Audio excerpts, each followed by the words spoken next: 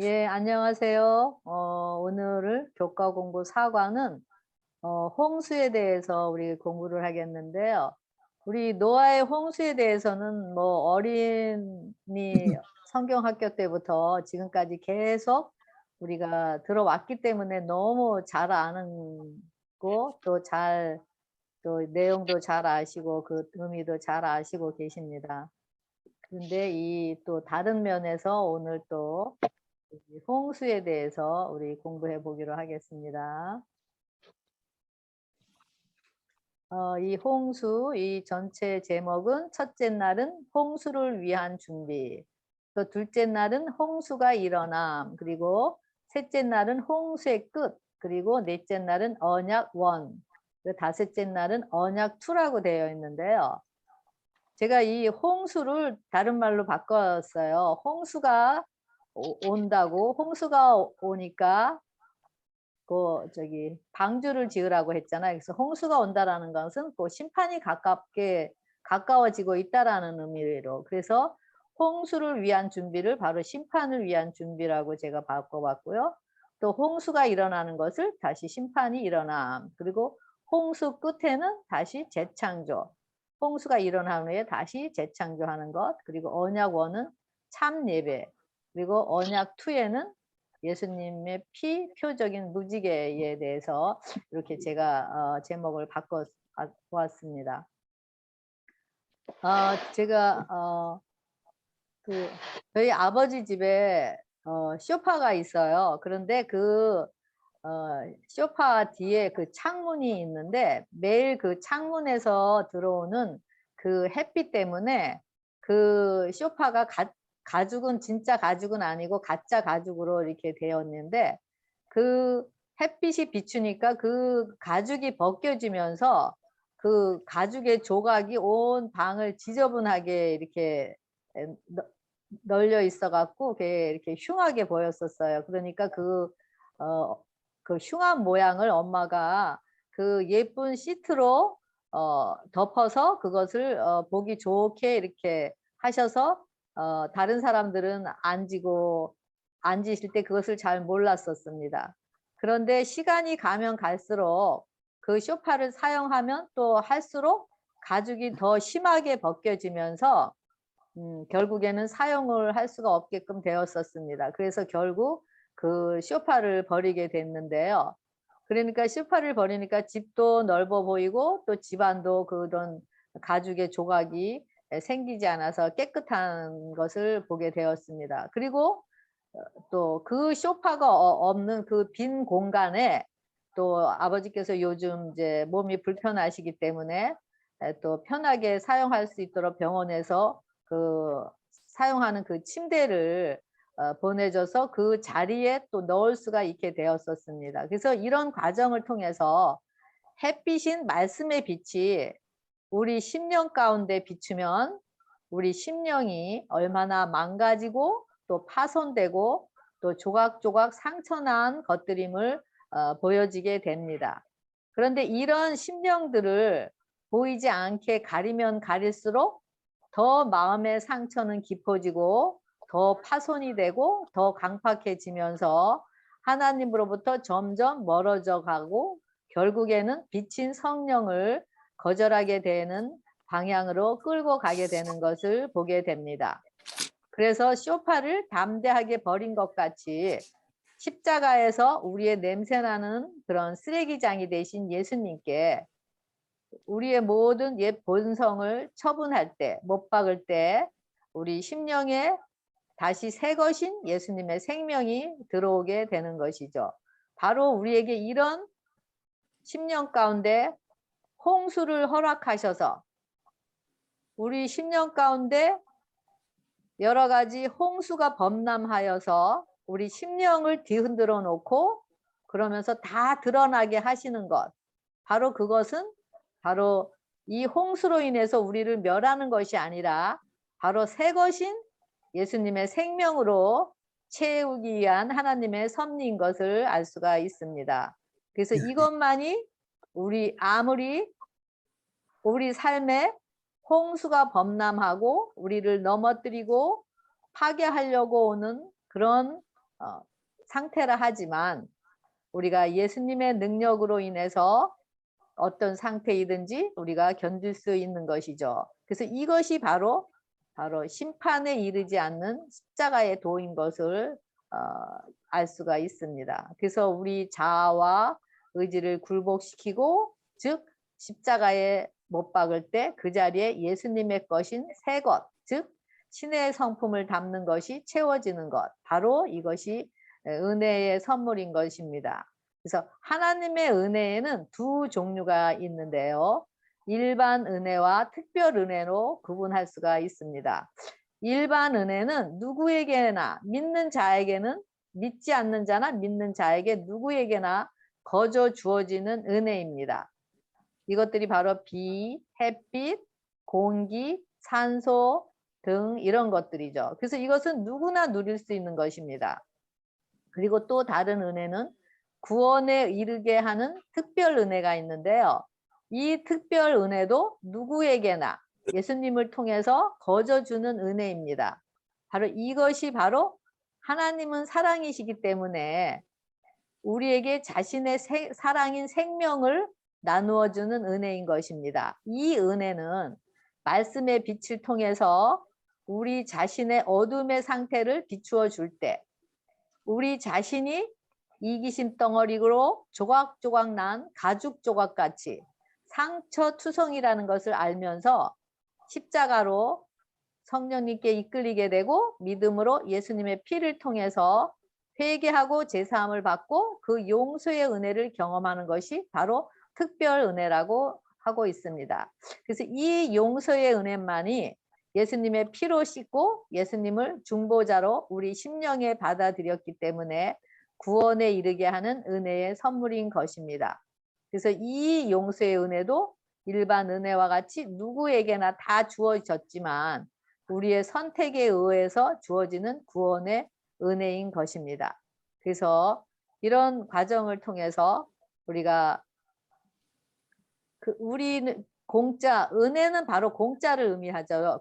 공짜로 주어지는 것을 의미하잖아요. 그래서 이 은혜가 은혜되기 위해서는 우리 자신의 죄의 본질이 얼마나 망가지고 폐기물 같이 되었고 처분해야 될 상태인 것을 알고 십자가로 가서 성령님께 맡길 때 그 은혜가 진정한 은혜가 되는 것입니다. 그 은혜는 우리 자신 안에 홍수로 범람한 평강이 없는 상태에서 우리 자신에게 우리 자신의 상태를 의 깊이와 넓이를 알고 그러면서 그 하나님의 사랑의 깊이와 넓이를 더 경험하게 될 때 이 은혜는 우리 자신에게 진정한 은혜로 다가오는 것입니다. 그래서 이런 은혜의 절정은 십자가에서 자아를 온전히 못 박는 경험에 이를 때 그 은혜 안에서 쉬게 되는 것입니다. 그래서 이 은혜 안에서 쉬게 되는 것, 바로 이런 은혜를 주기 위해서 하나님께서 홍수를 허락하시고 그렇게 홍수를 허락하셔서 홍수를 일으키시고 또 홍수 끝에 모든 것을 다 멸하시고 재창조하심으로써 하나님의 그런 구원에 이르게 하시고 심판에 이르지 않게 하시는 하나님의 그 자비와 긍휼을 여기서 볼 수가 있습니다. 그래서 오늘 교과 공부를 홍수를 통해서 홍수가 다가오고 있다고 지금 말씀하시면서 그 방주를 지으라고 했잖아요. 그래서 홍수가 다가오고 있다라는 것은 바로 심판이 다가오고 있다라고 말씀하시면서 방주를 지으라고 하시는 그 의미가 무엇이고 어떻게 가까이 오는 심판을 준비하면서 하나님의 명령에 어떻게 반응해야 되는지에 대해서 살펴보기로 하겠습니다. 일요일소지 홍수를 위한 준비해놨는데 바로 홍수를 위한 준비는 심판을 위한 준비라고 제가 아까 바꿔서 말씀을 드렸잖아요. 왜 홍수가 오게 되었냐 하면은 창세기 6장 2절에 창세기 1장 2장에는 죄가 없는 에덴의 상태였는데 3장에 범죄가 들어오고 그 범죄가 들어오면서 창세기 3장 15절에 그 범죄에서 구원하는 길인 구속의 경륜을 하나님께서 선포하시고 다시 회복케 하는 예배의 길을 알려주셨습니다. 그래서 온 땅이 부패하고 강포가 퍼져서 육체가 되었기 때문에 이제는 더 이상 하나님의 성령의 역사를 필요로 하지 않고 그 성령의 역사를 외면하였기 때문에 하나님께서 그들을 떠난 것이 아니라 그들 스스로 하나님 곁을 떠난 것을 보게 됩니다. 그래서 이렇게 하나님께서 이제는 더 이상 나의 영이 사람과 같이 함께 하지 아니하리라 라고 하시면서 그래서 육신이 되었다고 이야기하고 있습니다. 그러면서 내가 창조한 사람을 내가 지면에서 쓸어버리되 라고 되어 있어요. 내가 창조한 사람을 내가 지면에서 쓸어버리겠다라고. 하나님께서 온 천지 만물의 창조를 완성하시고 힘이 좋았더라 하시면서 7일에 자신의 형상을 드러낼 자녀들을 보고 기쁨을 이기지 못하면서 행복하시면서 쉼을 누리셨습니다. 그런데 그들을 이런 상태로 그들이 타락하면서 그들을 더 이상 그대로 내버려 둘 수 없기 때문에 하나님 자신이 창조한 생물들을 홍수로 멸망시키기로 결정하신 것이 얼마나 하나님의 가슴이 아프셨을까를 생각하면서 우리를 향한 하나님의 마음이 무엇인지 다시 생각하게 됩니다.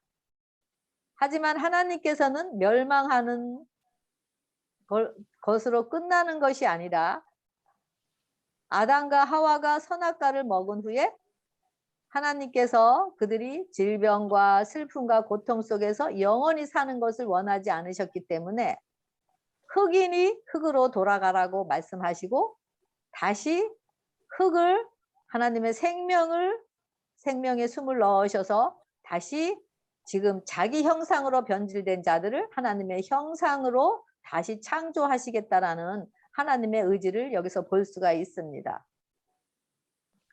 여기 보면은 인간의 상태를 볼 수가 있잖아요. 사람의 제약이 세상의 가득함과 그의 마음으로 생각하는 모든 계획이 항상 악할 뿐이라서요. 조금만 악한 것이 아니라 모든 계획이 항상 악하다 그랬어요. 왜 이런 상태가 됐냐면은 나의 영이 그들과 함께 하지 않았기 때문에 성령의 임재가 떠난 거예요.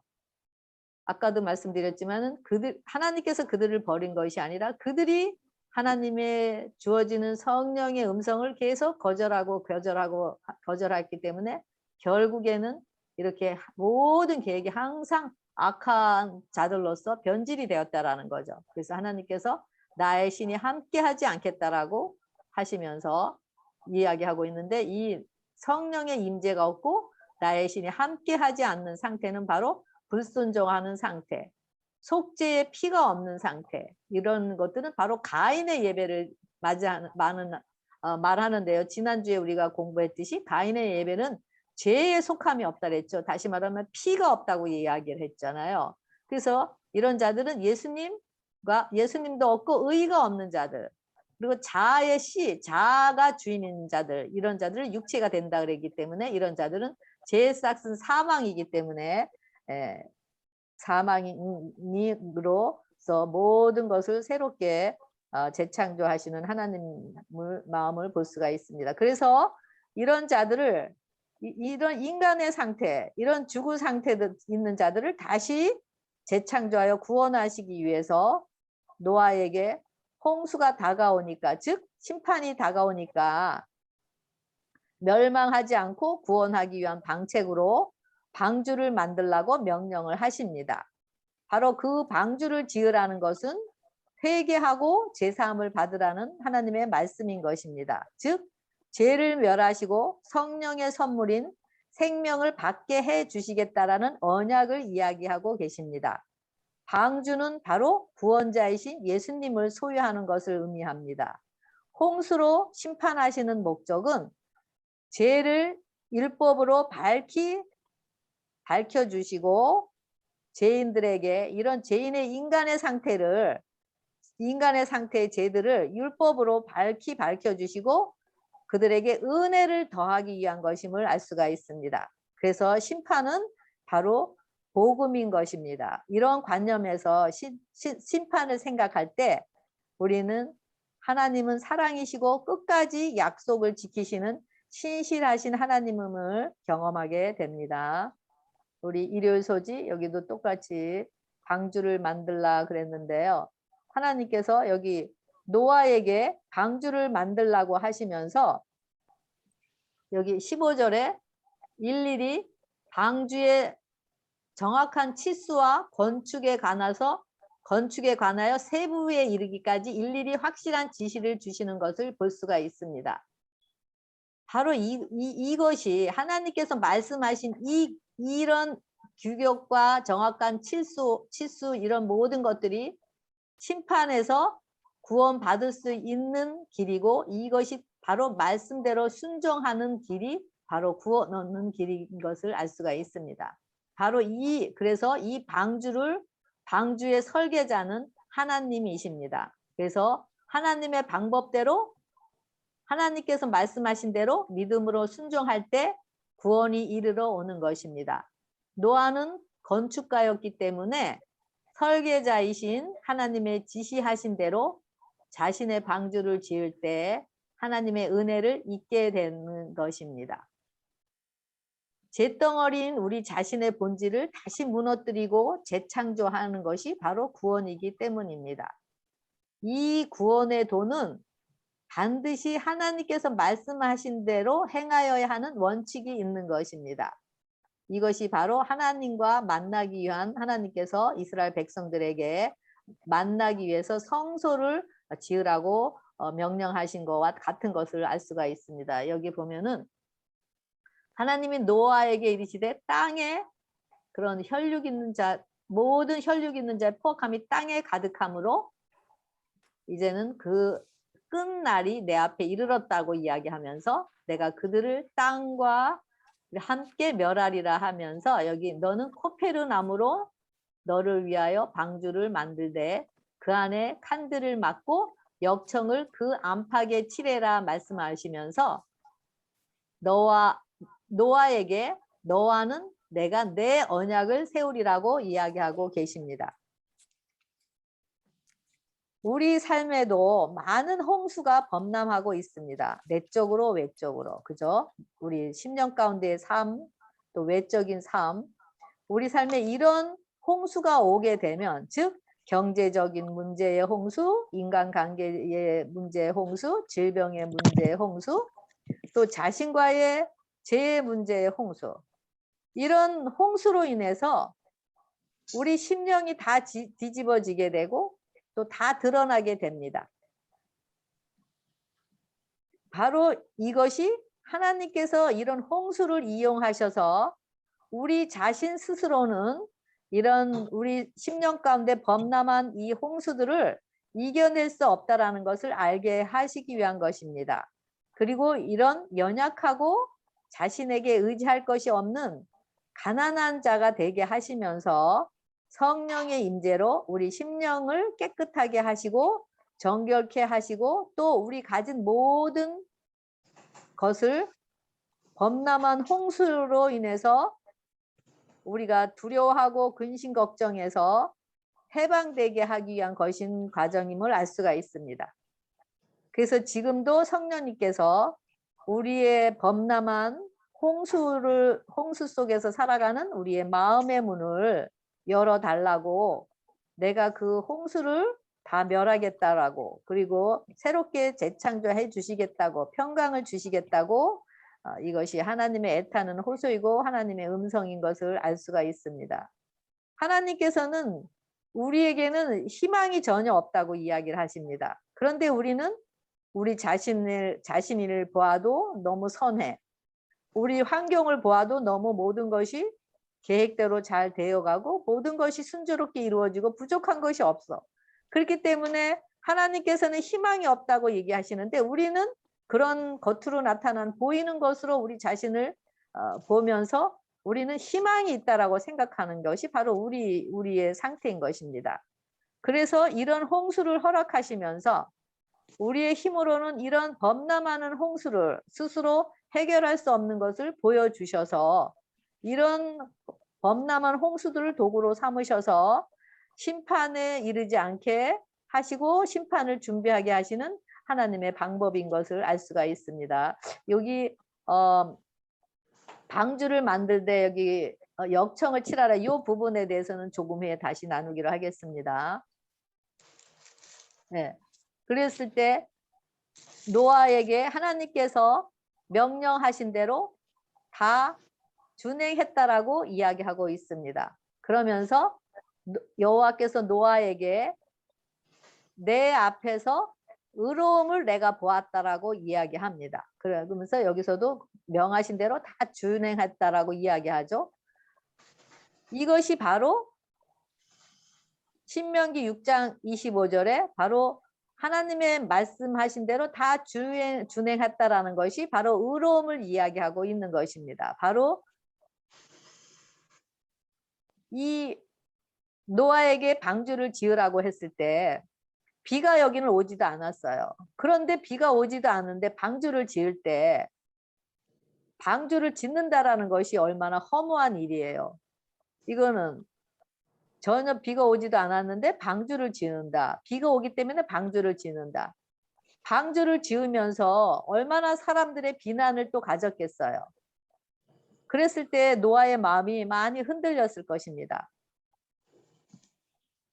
바로 이런 상황, 바로 노아의 지식과 노아의 상식과 노아의 생각, 경험 이런 의지에 따라서 또 방주를 안 지을 수도 있고 또 하나님께서 어떻게 방주를 지라고 하셨지만은 그 방법대로 설계자이신 하나님의 방법대로 치수대로 방주를 짓지 않을 수도 있었을 것입니다. 하지만 노아는 그런 모든 것을 배설물로 여기고 자신의 그런 생각을 다 이런 경험과 모든 것을 회개하고 하나님 말씀의 믿음으로 순종하여 그대로 하나님 말씀대로 다 준행한 노아의 모습을 볼 수가 있습니다. 하나님께서 노아의 의로움을 보셨다고 이야기를 하셨는데요. 바로 노아 자신이 의롭기 때문에 하나님께서 노아를 보고 의롭다라고 하신 것이 아니라 노아가 하나님 말씀에 자신의 의지를 굴복시키면서 말씀에 온전히 믿음으로 순종하였기 때문에 그 빈 마음에 성령님의 임재로 인해서 예수님의 생명이 거함으로 그 예수님 때문에 노아를 의롭다고 여기신 것입니다. 예수님께서 십자가에서 다 이루었다고 하시면서 피를 흘리시고 율법의 요구를 충족시킨 그 피의 공로를 노아가 의지하였기 때문임을 알 수가 있습니다. 우리에게는 의로움이 없고 여전히 불의하는 자들이지만 십자가의 은혜로 인해서 그것을 받아들이는 자들을 의롭다고 여겨지시는 것입니다. 이것이 바로 칭의라고 합니다. 그럴 때 우리는 다시 이런 과정에서 성장하면서 우리가 의를 나누어주는 성화의 삶을 살아가게 되는 것임을 알 수가 있습니다. 네, 여기 있는데요. 여기 구원을 위한 방주를 지으라고 한 말은 더 바로 구원을 위한 준비를 하라는 말이고 또 그것은 예수님 안에 거하라는 말이고 이것은 바로 성소 안에 거하라는 말인데요. 여기 성소하고 이 방주하고 제가 이걸 비교해서 이렇게 구분을 해놨습니다. 아담과 하와, 그 다음에 아담과 하와의 죄가 가인을 통해서 또 라멕까지 이렇게 이르러 오면서 그 죄가 너무 관영해서 하나님의 영이 거하지 못함으로 육신이 된 자들, 바로 죄의 본질을 가진 자들을 바로 여기 보면은 죄인, 바로 자아가 주인인 자, 이런 자들이 육체, 자아가 주인인 자들을 이야기하고 있죠. 이런 자들 성서에서는 이런 자들이 자신이 죄인임을 알고 회개하기 위해서 양을 끌고 번제단으로 오는 거죠. 번제단은 바로 십자가를 의미하고 죄 용서를 받는 것이고요. 이것을 속죄라고 하고, 그래서 번제단에서 십자가에서 번제단에서 양을 죽이죠. 양을 자기 죄인이 양에게 안수하고 자기 죄를 양에게 넘기고, 이제는 양이 죄가 돼갖고 그 죄인이 양을 죽이는 것. 그랬을 때 그것에 바로 죄가 양에게로 옮겨졌기 때문에 죄 용서가 되고, 그 다음에 이것이 속죄가 되고, 그 다음에 죄 용서의 피가 나오죠. 이것이 바로 아까 보면은 여기 역청을 안팎으로 치라라고, 방주를 맞는데 역청을 안팎으로 치르라고 얘기하고 있잖아요. 그래서 이 역청은 코페르라고 하는데 바로 속죄를 의미합니다. 여기 죄 용서 속죄를 의미하고요. 속죄의 피가 있음을 의미하죠. 피를 의지하는 거 의미하고, 그러면 이 번제단에서 양의 피를 흘린 그 피를 다 태우고 그 피를 가지고 성소의 제사장이 성소에 들어갑니다. 그래서 여기서 죄는 여기를 성소에 들어가지 못하고 피가 바로 죄인을 대신해서 피가 들어가는 거죠. 바로 이 성소를 방주한 예수님 안이라고 그러고, 바로 이것이 성령의 임재고 하나님의 영이 함께 거하는 것. 이 육체의 이 죄인에게는 성령의 하나님의 영이 거하지 않는 상태를 이야기하고 있어요. 근데 이런 상태가 십자가를 통해서, 다시 말하면 속죄를 통해서, 용서를 통해서, 피로 인해서 이제는 성소 안에, 방주 안에, 예수님 안에, 성령의 임재 안에 하나님의 영이 함께 거하는 것을 이야기하고 있는데, 이것은 바로 아벨의 예배 드리는 자들, 피를 드리죠. 여기서도 피가 계속 지성소까지 가서 뿌려지는 거지만은, 여기서도 아벨의 예배도 피를 드리잖아요. 다시 죄를 드린다라는 거, 함께 죽고, 그 다음에 여기가 재창조되는 거, 거듭나는 거 얘기하고, 이런 사람을 하나님의 씨로 거듭난 자들이라고 얘기합니다. 그래서 이 속죄가 두 번 속죄가 되는데요. 첫 번째는 죄 용서의 속죄가 이루어지고, 이 지성소에서는 완전히 죄를 엎어서 지워버리는 것, 아예 기억도 하지 않는 그의 죄의 도말, 이것은 심판인데요. 죄의 도말, 이것이 속죄의 피를 이야기하고 있습니다.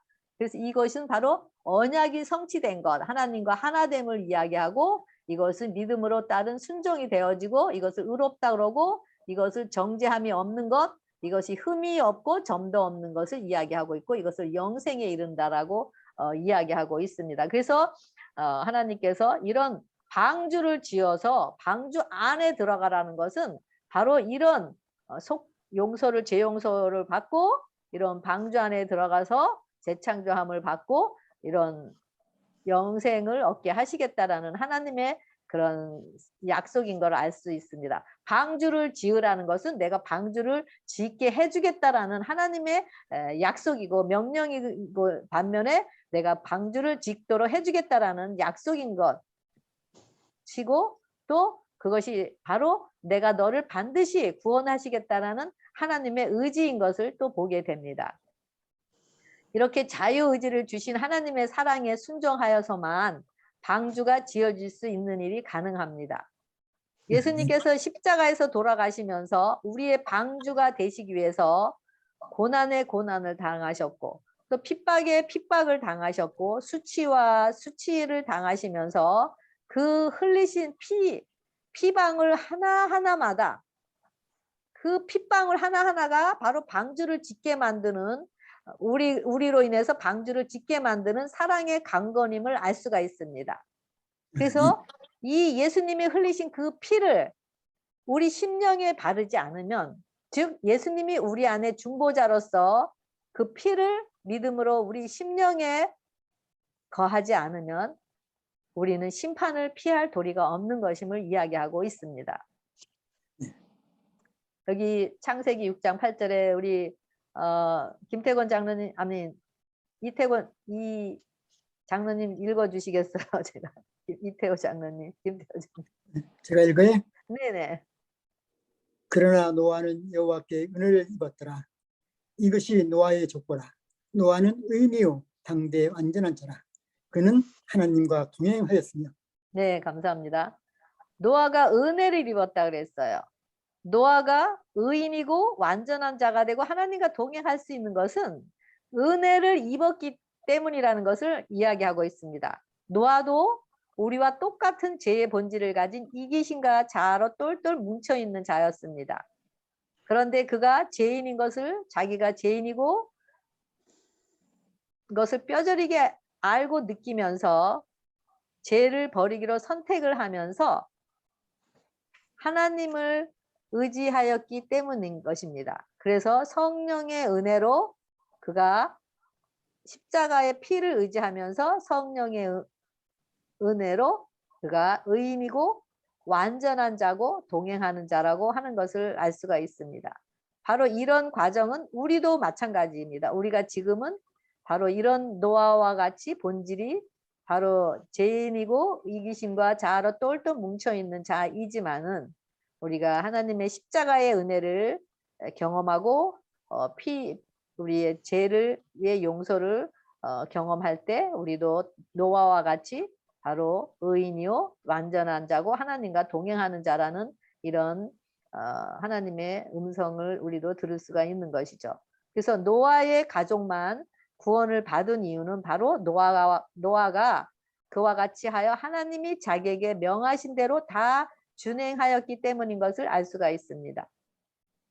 노아는 한 영혼이라도 구원하기 위해서 노아 자신이 이런 죄의 본질인 노아 자신이 은혜를 받아 의롭다함을 입은 경험들을 다른 영혼들에게 들려주기 위해서 매일 망치와 또 끌과 다른 기구들을 통해서 방주를 지으면서 다른 자들에게 경험의 노래를 들려주고 그러므로 아버지께로 그 영혼들이 돌아오기를 호소하는 노아의 마음을 볼 수가 있습니다.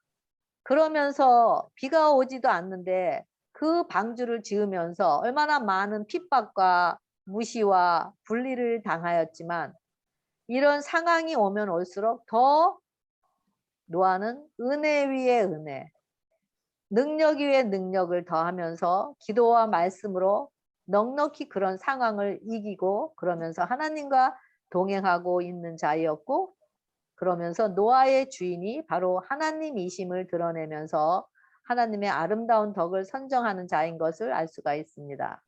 아멘. 네, 여기 창세기 8장 1절에 보면은 우리 정수정 자매님 들어오셨나요? 여기 좀 읽어 주시겠어요? 네. 네. 하나님이 노아와 그와 함께 방주에 있는 모든 들짐승과 가축을 기억하사 하나님이 바람을 땅 위에 불게 하심에 물이 줄어들었고. 네, 감사합니다. 여기 기억하였다라는 말은 하나님의 약속 성취를 의미하고요. 그리고 이거는 구원을 가리킨다고 합니다. 그래서 어떤 구원을 가리키나 바람하고 물이 있잖아요. 이거를 보면은 어떤 게 생각나는 게 있으시지 않나요? 바로 새로운 지구를 창조하기 위해서는 옛 것을 파괴하여야만 우리가 새 것을 창조할 수가 있는 거죠. 그래서 바로 홍수 사건은 인류 역사 끝에 다가올 세상의 구원을 예표하고 있는데요. 여기 요한복음 3장 5절에 예수께서 대답하시되 진실로 진실로 내게 이르노니 사람이 물과 성령으로 나지 아니하면 하나님 나라에 들어갈 수가 없느니라 라고 말씀하시면서 육으로 난 것은 육이요 영으로 난 것은 영이니 내가 내게 거듭나야 하겠다는 말을 놀랍게 여기지 말라 그렇게 하고 있습니다. 여기 기억하사 하시면서 바람을 땅 위에 불게 하시며 물이 줄어들고 그랬어요. 바로 이 기억하는 것이 구원이라 그랬잖아요. 그러니까 구원 여기 보면은 물과 성령으로 거듭나지 않으면은 거듭나지 않으냐면 다시 태어나지 않으냐면은 얘기를 하고 있거든요.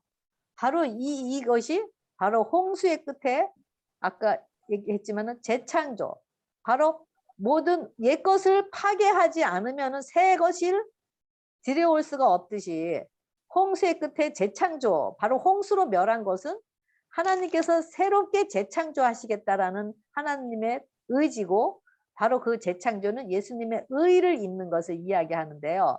여기 다시 제가 또 정리했습니다. 우리 육이라 그랬잖아요. 육 바로 우리의 이기심의 본질, 옛것 그런 홍수로 범람한 우리 심령 가운데 그 자아와 이기심의 죄인들을 바로 물과 성령으로 거듭난다는 건 침례를 의미한다 그랬어요. 침례가 어떤 거죠?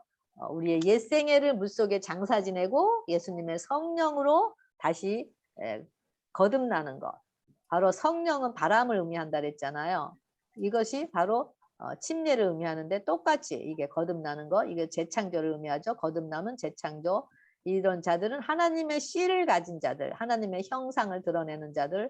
그래서 아까도 보여드렸지만 믿음으로 순종하는 것, 바로 이것이 의로움이고 정죄가 없고 흠없고 점도 없고 거짓이 없는 게 입에 거짓이 없는 자들. 바로 이런 특성이 어디서 나타나죠? 바로 14만 4천의 특성이 바로 입에 거짓이 없고 흠도 없고 점도 없는 자들을 이야기하고 있는 것을 이야기하고 있습니다. 이런 것이 바로 언약이고 하나님의 형상을 지닌 자들을 여기서 이야기하고 있습니다. 그래서 홍수의 끝에는 바로 홍수로서 다 모든 세상을 다 물로 멸하시고 새롭게 하나님의 나라를 재창조하시는 것을 볼 수가 있는데요. 바로 이런 재창조가 바로 이런 우리 심령도 마찬가지로 그 쇼파의 모든 것을 다 낡아지고 또 조각조각 난 우리 심령의 상처들을 다 처분하고 새롭게 우리가 깨끗이 씻었을 때 우리 안에 예수님의 생명이 들어와서 영원한 생명으로 우리가 재창조되는 것과 같은 이치를 이야기하고 있습니다. 여기 언약원 그랬는데요. 제가 예배 번제라고 되어 있는데 우리 나오미 집사님 요거 읽어주실 수 있으세요?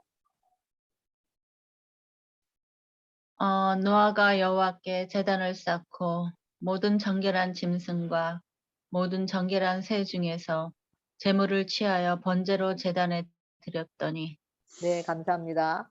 노아가 이제는 홍수가 범람하고 그랬는데 끝났어요. 홍수가 끝났다고 그랬잖아요. 홍수가 끝나서 이제 노아가 방주를 떠나 지상에서 나왔어요.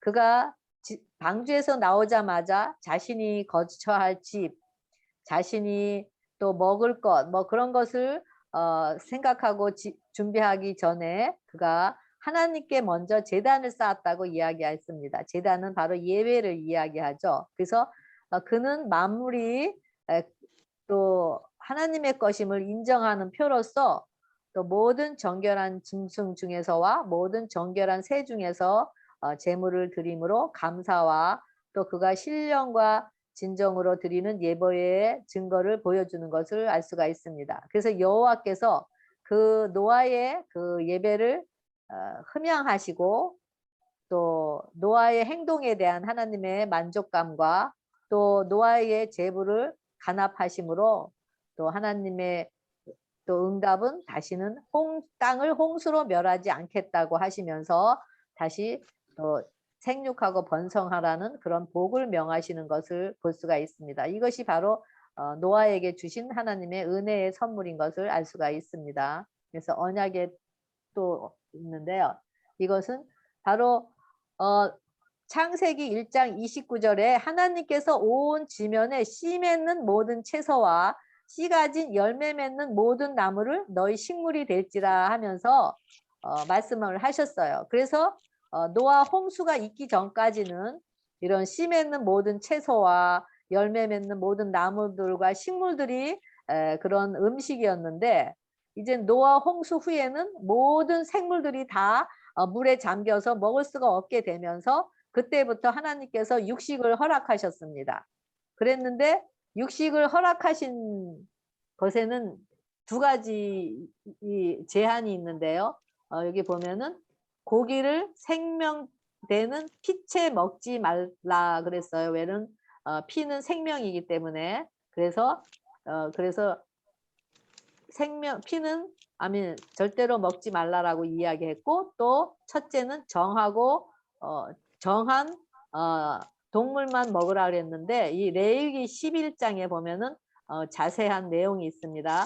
어떤 동물은 정하고 먹어도 되고 어떤 또 동물은 부정하기 때문에 먹지 말라는 그런 구분이 있습니다. 그래서 바로 이것들이 홍수 이후에 이런 명령이 주어진 것을 알 수가 있습니다. 네, 그래서 언약 2 있는데요. 이거는 제가 표 무지개라고 되어 있는데 하나님께서 모든 생물을 홍수로 멸하지 않겠다라는 그런 언약을 세우십니다. 그러면서 내 무지개를 구름 속에 두었나니, 무지개는 구름 속에만 나타나는 것이 무지개라 그랬어요. 구름은 어떤 거죠? 컴컴하고 음침하고 어둡고 이런 구름 속에만 무지개가 나타난다는 거예요. 다시 말하면은 우리가 우리 자신이 바로 죄인인 것을, 우리 자신에게는 어두움인 것인 것, 우리 자신에게는 의지할 것이 없다라는 것, 그런 상태를 바로 혼돈과 공허와 흑암 속이라는 것을 우리가 인정하고 고백할 때 우리에게 그런 무지개, 혼돈과 공허와 흑암 속에 성령의 신이 운행하는 것, 그런 것 같이 무지개를 두었다라고 이야기하고 있습니다. 그러면서 나와 세상 사이의 언약의 증거라고 이야기하고 있습니다. 여기서 무지개는 큰 죄로 인하여 하나님의 심판을 초래할 때 구주께서는 그들을 위하여 아버지께 간구하시면서 회개한 죄인에 대한 하나님의 자비의 징표로서 구름 속에 있는 무지개를 가리킨 것을 이야기하고 있습니다. 그리고 다시는 홍수로 땅 위에 내리지 않겠다라는 약속을 하십니다. 바로 이 약속은 바로 하나님과의 죄로 인해서 아담과 하와로부터 생명이 단절되었어요. 그래서 하나님께서 아담과 하와로 그 선악과를 먹지 말라는 먹으면서 생명이 단절되므로 하나님께서 그 여제의 호손이란 약속을 주셨고 주셨던 것 같이, 그리고 무지개의 언약을 주심으로 물 심판으로부터의 보호를 약속하고 계시는 것을 볼 수가 있습니다. 이런 모든 언약의 증표는 하나님의 사랑의 표징, 즉 희생과 사랑의 언약인 것을 알 수가 있습니다. 아멘. 언약의 표징인 무지개가 홍수를 막고 있듯이 오늘날 우리에게 다가오는 마지막 날의 심판에서 우리를 영원한 죽음에 이르지 않게 하기 위해서 십자가에서 흘린 예수 그리스도의 대속의 피가 하나님의 진노를 막고 있는 것을 볼 수가 있습니다. 여기 보면은 언약 그랬는데 우리가 지난주에 그 가인이 아벨을 죽이고 두려워 떨 때 하나님께서 찾아오셔서 표를 주시죠. 어떤 누구도 가인을 죽이지 못하게 하는 표를 주십니다. 그렇듯이 그 표가 바로 오트였는데 바로 그것이 표징, 징조, 표적, 피를 의미합니다. 그래서 이 무지개도 바로 다시는 물로 세상을 쓸어버리지 않겠다는 표를 주시는 것이고요. 또 안식일도 하나님의 백성을 세상으로부터 구별하는 바로 창조주와 피조물 사이의 관계에 대한 표징이 되고요. 또 유월절 알죠? 출애굽, 이스라엘 백성들이 출애굽에서 출애굽했을 때 그 유월절에 문에 피를 바르라고, 그러면은 그 재앙이 거기에 임하지 않고 넘어가겠다라는 거. 그래서 이것이 바로 죄인의 구원을 위하여 흘려진 그분의 피의 효력을 예표하는 표가 바로 이건데요. 그래서 보면은 다 피가 있어요. 무지개, 바로 유월절, 안식일. 그래서 언약을 세우리라는 표현이 3번 반복을 됩니다. 창세기 9장 9절, 11절, 17절에 이는 하나님께서 앞서 주셨던 약속들을 반드시 지키신다라는 것을 강조해서 말씀하신 것을 알 수가 있습니다. 그래서 무지개, 여기 안식일, 유월절은 모두 십자가에서 흘리신 예수님의 피가 바로 구원하시겠다라는 하나님의 언약의 표현인 것을 알 수가 있습니다. 이 언약들이 우리의 각자에게 주어진 구원의 언약으로 이루어지기 위해서는 우리 편에서 우리 자신이 죄의 본질이고 육체여서 하나님과 분리된 죄의 본질인 것을 알고 자아와 이기심을 폐기물로 여기고 그리고 십자가에 달려 계시는 예수님께 그 폐기물들을 넘겨지는 경험이 오게 됩니다.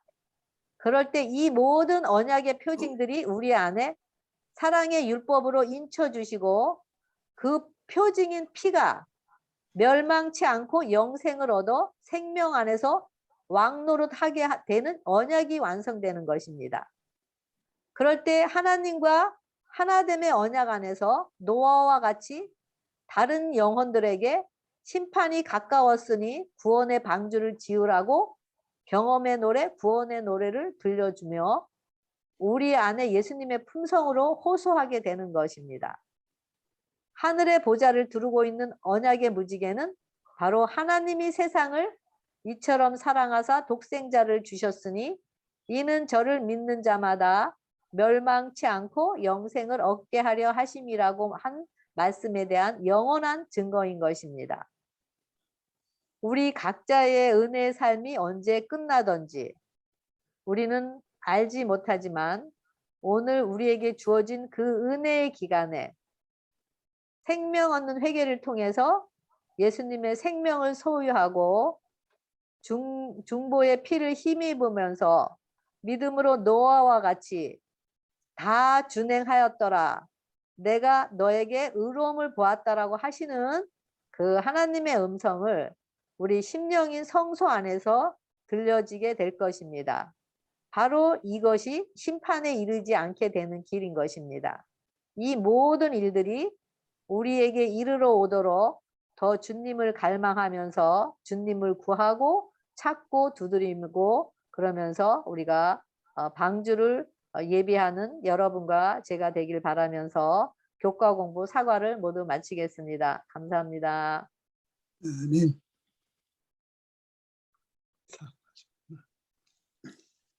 수고하셨습니다.